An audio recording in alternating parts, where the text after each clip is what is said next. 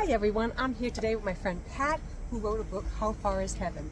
She's been former interpreter, retired interpreter for the deaf, minister, and now author. So we'd like to hear about her book, How Far Is Heaven? Hi Pat. Hey Carol, thank you for having me on. So the first thing I'd like to know is, how has this loss impacted your life? The loss of our son at the age of 23 was a tremendous shock.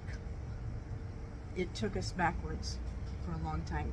And grief does that. It takes you different amounts of time for every person, and you go through it and you go through it again.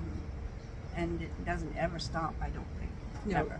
you learn to a new way of living. It's your new normal now. Yes. Mhm. Yes. So how difficult was it to write this memoir? It was an insistent memoir.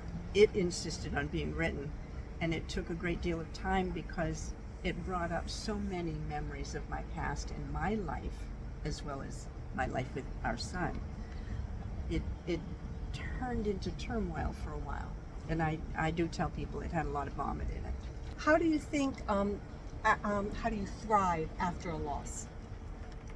Because that's the biggest point I want to get through to people today, is thrive. Be the best that you can be in honoring the memory of the person you've lost. The word I like to use, and you just used it a number of times, and that's it, is be. Be here. Speak to people, talk to people, encourage people, and not to focus on the hurt, because that holds you back, but to focus on the beauty in wherever that is. So when you can be beautiful yourself, and that's for men and women and everyone in between, be. Positively be. Awesome. So one more thing is, when people are going through grief, what do you think is some of the stages that you find in grief? What was the hardest, most difficult point? Because I want people to know that there is light at the end of the tunnel. So what point was your darkest moment or hardest moment to get through? You know, people who've lost someone to suicide often have suicidal thoughts themselves. It's a very common thing. It's actually been measured.